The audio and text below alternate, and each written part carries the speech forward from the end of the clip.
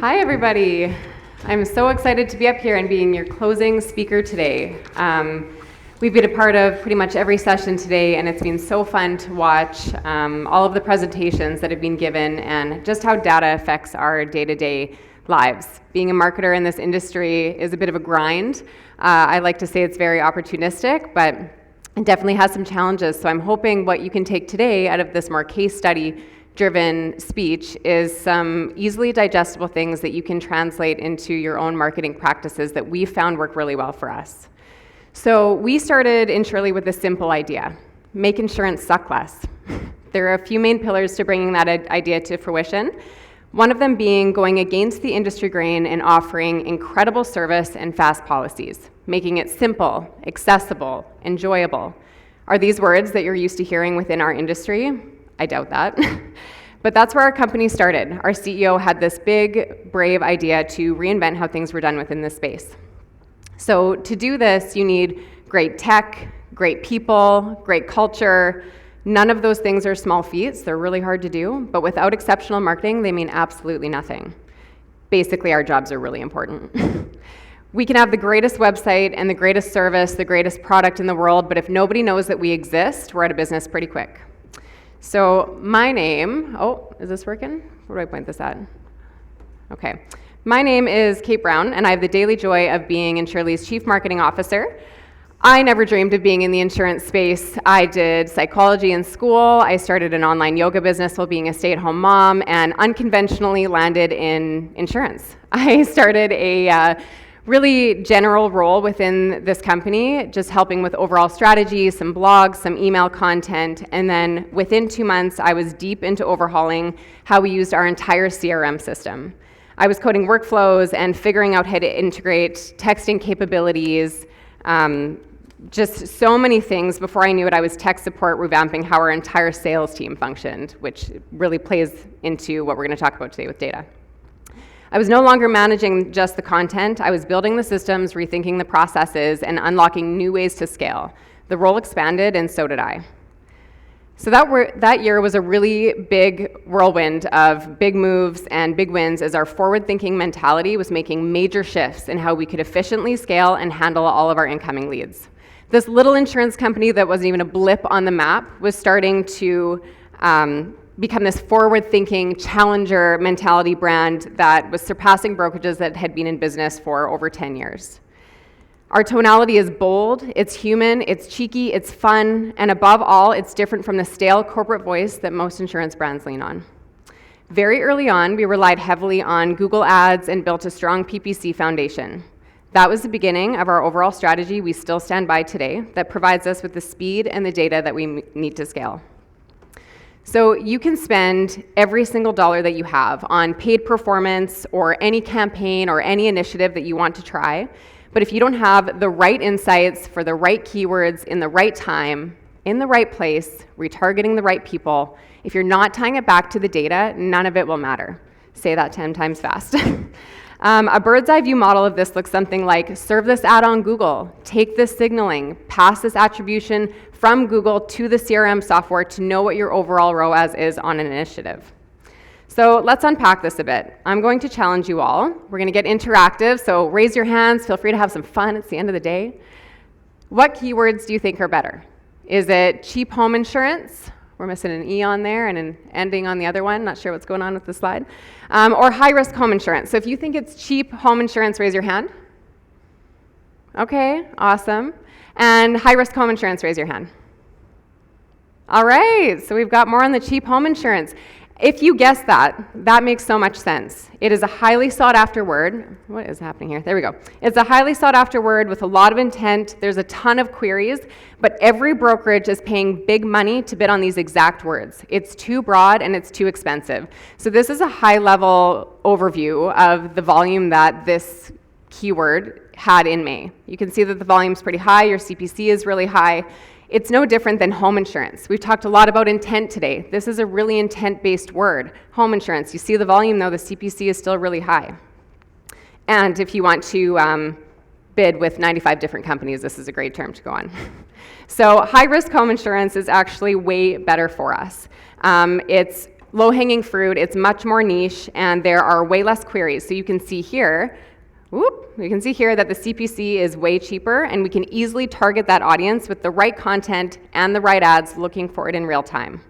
You can take that further too, and you can do high-risk home insurance Toronto, high-risk home insurance Calgary, high-risk home insurance Alberta, wherever your data is already telling you convert well. So you're just blending all of those data points together.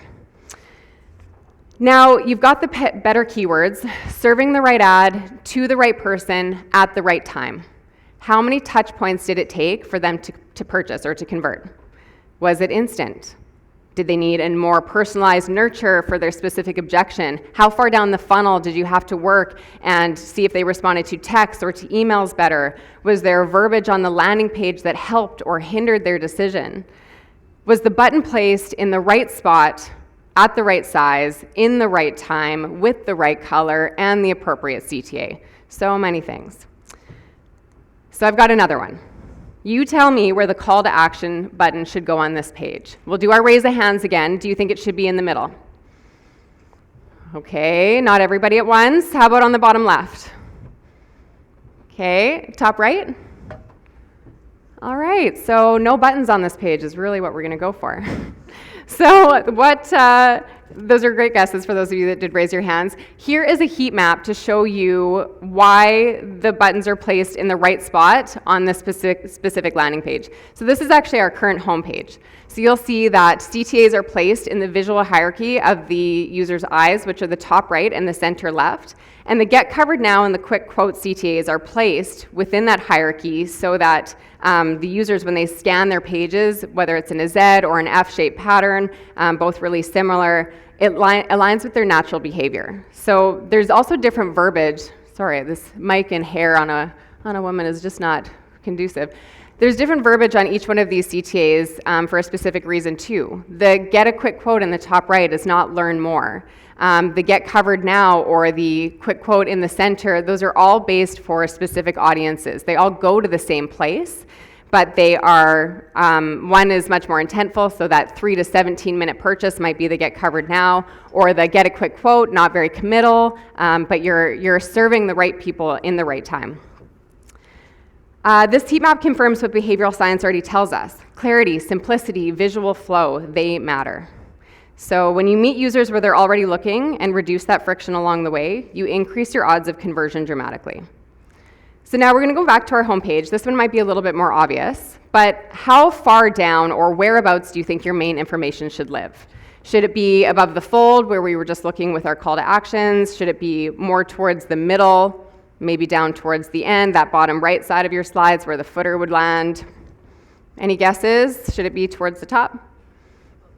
Above the fold? Yeah, so this one might be a little bit more obvious. Here's another heat map just showing you that nobody should be scrolling to the bottom of the page within our industry unless they're really looking to be educated and purchasing right away. So you'll see on here that we've got a little bit of engagement within the middle of our site, just going to that midpoint CTA. But there's no rage clicks, there's no additional scrolling, and then this page is actually doing what it's supposed to do. The bottom footer where all that little pink engagement is happening, that is awesome. That means that those were people that were not ready to purchase right away. They weren't going to the Get Covered Now, that 3 to 17 minute customer, but they need to learn more about us or our products to be convinced and for us to earn their trust so that they will convert. So this is working well. I included another quick shot of an A/B test that we did with our Google team for different homepage layouts based on our audience segments and locations. So you'll see here that this has a different visual hierarchy, which means you're going to have different user behavior. That top right button has very minimal activity now, but that middle button is a high point for us. So both of these pages actually converted really, really similarly, but moving that button just a little bit towards the center, that 2-3% conversion increase difference on millions of users makes a really big difference. So after your website has done a good enough job of moving your customer along, let's keep layering this, because isn't that what data is all about, from one touch point to another? Was there a good enough mixture of automated follow-up along with human interaction from our sales agents? Was the timing far enough apart not to overwhelm them, but close enough together to overserve? Let's play another game. We all know that you need a good hook in an email to engage, but which one of these subject lines do you think has the best open rate? Version A, compare and save up to 32%. Or version B, quote, check, questions, bring it, insurance, easy. If you think it's version A, raise your hands. Okay, and how about version B? Okay, so we're actually a little bit divided there. That's awesome. So it's actually version A. Even though they're fairly similar and they're both really good, version A performed better based on the A/B test that we ran. And it does that because it leverages more behavioral science triggers like the action-orientated language based on price objection, which is so huge within our industry in this sector, mixed with urgency, emotional safety, compare. We know that compare is a huge keyword within our industry too. So once you start pairing these things together and you know what works, you're going to get what we got here, which was a incredibly successful open rate. Now the other line may perform better if it was sent at a different time, to a renter versus a homeowner, or to a different age group, to a lead coming back after a year versus someone who's just landing on our website today. But this is exactly why we look at the why behind the purchase, or the why behind the lead who didn't purchase, because the conversation matters. The data matters. So we take our best performing email and we come up with this winner here, version A, until this one starts to underperform and we replace it with another. Rinse and repeat. So many steps in what on the other end is a seemingly simple and quick process for your client. So now that you've got that perfect customer who makes it to checkout because of all of this work that you're doing behind the scenes, which in my case is 3 to 17 minutes, and it's becoming seamless because you have relentlessly analyzed all of the above to segment the proper audiences, retargeting, verbiage, creatives, button sizes, follow-ups, so much that I could not possibly fit it into one sentence here for you.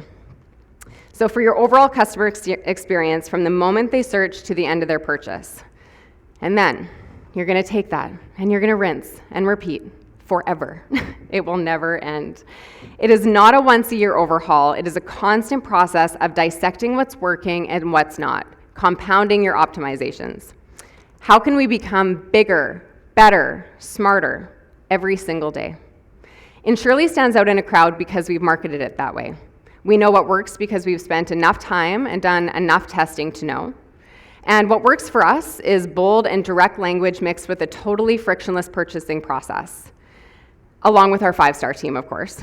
We know the exact drop-off point of the majority of the leads who don't convert. We know the point that if they hit, our closing percentage is almost guaranteed. We know exactly what we need to do to optimize our quoting portal to increase our conversion. There is no part of our ecosystem that we aren't aware of why it works or why it needs improvement.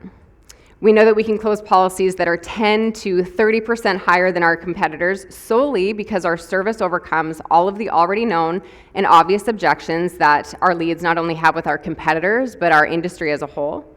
Because of the feedback loops, the touch points, the user feedback, the data that we are constantly layering, optimizing, dissecting over and over and over. And then as soon as you lose this idea that everything has to be done on purpose, because that's essentially what data is, it's the language of the business, and then you're going into creating this narrative for the human. As soon as you lose the idea that that has to be done on purpose and with intent and clarity, it makes life a lot more expensive and a lot more frustrating because you're doing so much work with way too big of a net. So now we only make decisions based on reverse engineering every idea, and I heard that actually quite a few times today, reverse engineering what comes to you, lands on your desk. But let's flash back, before this foundational mindset. We did what I'm sure every large or small company has done at some point in time. We did not focus on specific case studies or data points.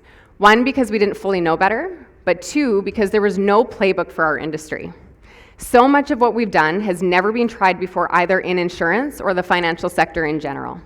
I was naive enough to a certain extent to think that if our brand was great, our system was great, our people were great, our product was great, again, if we associated ourselves with other large brands, we would gain leads simply by being seen. We jumped 2 feet into the affiliate world and worked with one of Canada's largest affiliate publishers. I was so excited about this initiative because I got to build relationships with big brands that I really respect and I really admire. However, we learned over the course of about a year that it doesn't matter if you have a partnership with a cashback site that has over 7 million eyeballs, or an email prospect list that has over 250,000 people. We've talked a lot about intent today, so the audience size is not going to be your answer, the intent is. And I thought that a failure of 1% of these leads was going to be a huge win for us. But again, if there's no intent or no overall marketing from the actual publisher regarding the financial space, that initiative returned almost nothing for us. So I don't say this to shoot affiliate marketing down. I believe that it works in some spaces. It just didn't work for us at that time. And we still work with big brands behind the scenes, but in different ways. So we have our own playbook now as to how that brand collaboration investment gets spent. And more specifically, what does their data tell us about how to organize that relationship, if any, for it to be successful? One of my favorite lines from my CEO that I jokingly tell so many people that we talk to or that we want to have a relationship with is that we, if you can prove it to us, we will have an unlimited marketing budget for anything that works, which I'm sure every one of us would, right? If it's going to be great, we'll give you all of our money. But we only know this because of the data points. So we don't make relationships with people that we cannot see by reverse engineering that idea that without a doubt, more so than with a doubt, that it'll be successful. So since then, a big example of how we've shifted is our Google team, which makes up roughly 49% of our business. We made the bold decision to leave our old agency last year because even though you may work with someone who works with companies like Uber, Starbucks, Mercedes, it doesn't guarantee you success because they work with those big companies. Insurance and the financial sector is a beast of its own. Success in this space matters. It's not an emotional buy, and if you don't have a team that understands that or knows how to best use the data that's being passed back, you will never fully capture the return of what you're spending or be able to scale to the volume or the status that you want. Bottom line, our storytelling now is working. People are starting to see us as this fresh, modern option in a very legacy industry because we've leaned into the data loops of offering people exactly what they need. Not what we think that they need, but what they actually want to see and experience in this space. Okay, so that's a lot of talking. You're like, all right, prove it. How has that worked for you? So here's some real-time stats that at the beginning of the year, I was able to report to our CEO. Because we really honed in on the data, we were optimizing constantly using that compounding effect, using our feedback loops, analyzing all of our touch points. Our open rates went up by 70%. Engagement increased by 425%. Organic traffic doubled. Paid ads went from a 0.7-ish, very stressful monthly ROAS to a 1.4 to 1.7 monthly ROAS. From 2021 to 2023, our average lead to customer time was 27 minutes. And from 2023 to 2025, our average lead to customer time is 13 minutes. So this is really exciting for us, a 51% improvement. And that's just because we got granular with how our data was being used, passed back, what it meant. And I'm hoping that with these stats, I've gained some job retention for myself too. So none of those numbers would have happened in the last year if we hadn't become obsessive about what everything was telling us. This is just another confirmation that the data matters. I'm sure, like, after today, if you can take one thing away, it's that the data matters. We should use that as a word for the rest of the weekend. Looking ahead, we're obsessively focused on layering in more behavioral science across the funnel, refining our automation tools and AI additions to scale conversations, and getting hyperlocal about our B2B initiatives and our content. Our North Star is, and always will be, being the Disneyland of insurance and having amazing customer service. Building a loved brand in a hated industry. We could easily have a voicemail percentage of 50%, but that's just not what we do. That's not how we operate. And it's become a brand that people leave 5-star Google reviews just because we made their day. Paragraphs and paragraphs of people raving about our company. And this isn't just to boast for ourselves, it's to show that this works. These are customers that feel seen. These are customers that feel engaged, and our retention proves it every single month. Having a bold and challenger brand mentality mixed with a little creativity is a lot of our secret sauce. We know this works because every month is larger than the last, and our slow months cease to exist now because our high months have become our new normal. And this is maybe something that we can say in this space because we are a scale up. So a lot of this stuff makes a really big difference right away. But however, our CEO is somewhere in the crowd here tonight, and he will always tell me that we have a lead problem no matter how well we're doing, because we always will. But the bottom line is money is not the issue that you may be facing. It's most likely the tracking and why you know with more certainty than doubt to move towards that landing page tweak. The new verbiage, the creatives, the version A versus the version B, the big campaign, the big brand collaboration, maybe moving your button over by 2% so that you can increase your conversion by 5%. Imagine what a difference that would make if your verbiage in your 30,000 email list increased by 2% just because it resonated so much better. So tracking will tell you everything that you need to know and get rid of what you think you may know about your company, your customers, or this industry. Every dollar has to perform, engage, convert, and build. So what does this mean to you? What can you take away from this presentation?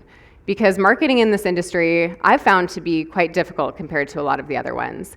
There's a lot of barriers to overcome of how things used to be done or are still done as technology and marketing becomes a little bit more modern as we move forward. So if you can take anything away for the next half of this year, I hope it's to squeeze every bit of juice out of every touch point that you have. Invest in tools that give you compounding returns, like AI integrations, feedback loops, conversion funnels, retargeting tech that make every click more valuable. We are the humans behind the brand, and we've got the ability to change the consumer psyche of the industry while making our companies incredibly successful. So thank you so much for having me today, and go be bold.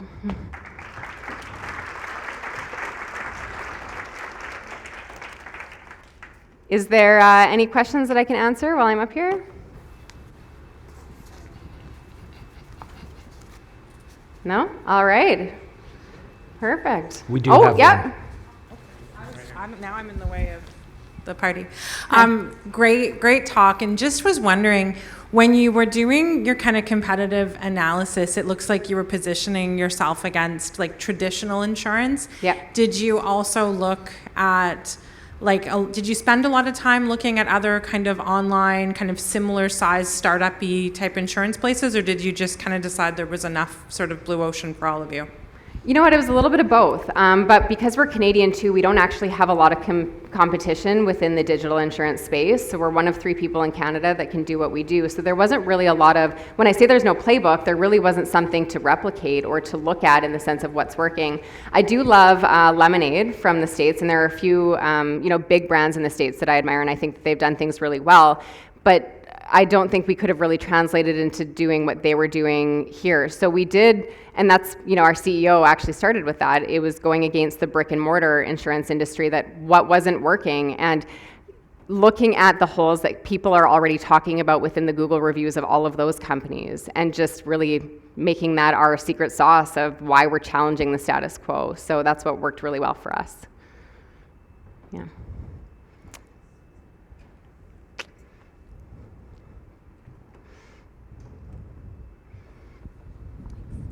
Hi, sorry, I was just thinking back to when you were talking about the keyword search and niching down and for the ones that are lower CPC.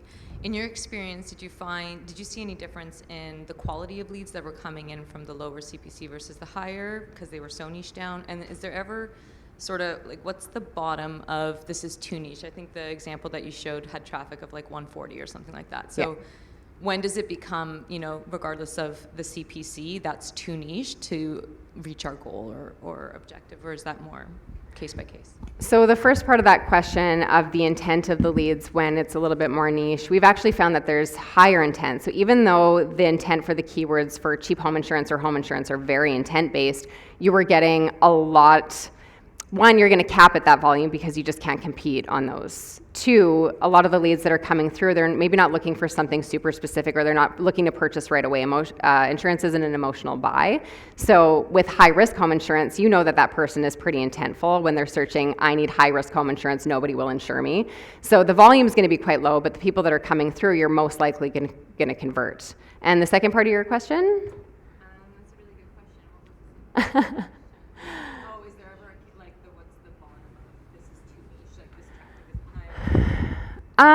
You know what? I think that's going to come down to testing. I think it depends. I again don't think it's a volume issue, whether it's 140 or 10. If you can convert 10 out of 10 of those people versus, having a bunch of leads that come to the top of the funnel that need to be nurtured so much more, I think it just really comes down to your industry and finding the right low-hanging fruit to go after versus just kind of throwing spaghetti at the wall and seeing what sticks. But that's kind of the purpose of testing the data, right? And maybe it's the 140 volume out of that specific keyword, but pairing it with a location that you do really well in is going to heighten that. So yeah, I think that's a loaded question in a way, because I think it's a lot to do with testing, but once you narrow it down, you just have so much more room to expand. Yeah. Anything else? No? Oh, yeah.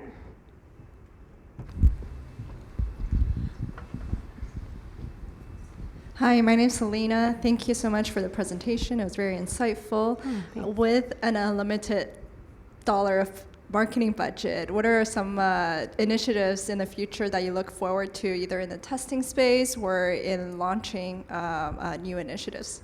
Oh, I love this question. My CEO and our team actually have this fun conversation all the time where it's like, if we had unlimited money, what would we do in this space? Because we are going after, brick and mortar companies that have been around for a long time that have a lot bigger of a budget. But I don't think it comes down to the amount of money. I think it really comes down to the amount of creativity and then how you're allowing your data to challenge the narrative and being more of a challenger brand in that space to push you forward too. So I don't think there's AI integrations for sure. They're costly in a way. There's investment there. We're using AI to scale conversations to better serve our clients. So there's always going to be investment in that, but I wouldn't say it's like a crazy one. But it's more so just money's not necessarily our issue. It's more so figuring out how the tech is going to keep up with us too, because I find when you're more forward thinking or you're a challenger brand, you almost want to do things that aren't ready to be done yet either. Like AI is such an incredible tool, but it's just sort of like coming in, it's helping with creatives and it's helping cut down our times to create campaigns, but it's not necessarily replacing an insurance agent by any means, right? Like there's still that human aspect that needs to be done. So investing in our data lake initiative so that we can really track everything that's coming in and ensuring that we're forward thinking in the AI integrations and whatever investment comes with that. But yeah, it's also a bit of a loaded question when it comes to a challenger brand and a scale up. So hopefully I answered that well for you. Anybody else? This is so fun. Hi. Hi. So in your entire content strategy and when you change things, did you at any point think of, so there are all these data points you were addressing, where do you kind of draw the line where you kind of have to take the approach, okay, now we're talking to humans, they're not just data points, and it's not just a performance indicator we're moving, we're changing human behavior. So where do you kind of, at what stage in the strategy do you start looking at it as humans and not data points? Or is That's $1 million question, isn't it? Like, where's the line? So I do believe that the data is the language of the brand or the company, and then the storytelling is the language of the human or your lead that you're trying to convert. So I think it's a really beautiful mixture of making it seamless and frictionless on their end, and that's where the data comes in, because you can see this user journey of like where your landing page has fail points or what verbiage is breaking that trust, or what color is off-putting to more people than some. So you can use the data to just subconsciously help them through that. But on the human aspect, I think a lot of that is the verbiage piece and the empathy piece, being able to meet them where they are, especially in a financial sector space. It doesn't really matter which industry it is necessarily, but you're trying to build trust. People want to protect their families. They don't want to be paying too much for a certain thing. So making them feel seen and heard, and that's where our human side of our business comes in really well, as our sales agents, right? Like they are absolutely incredible. So not only do we have all of the automations and all of the data to scale where we want to go, because we have such a good understanding of our consumer mindset, but on the other end, we've got the humans behind the scenes that are really connecting with the users that are coming through. We're combing through competitor reviews and just seeing what people are what's either breaking their trust, really making them angry, pushing them away from a brand. We've tried different landers with different colors, and that made people not want to like us as much either. So it's just really a beautiful dance between the art and the science behind what's working and what's not. And I think that's actually the most beautiful part of marketing. It's such psychology based, right? So yeah, thank you for your question. Anyone else? No? Okay. Excellent. I think that's it. Thank you. Thank you so much, you guys. Thank you. Thanks.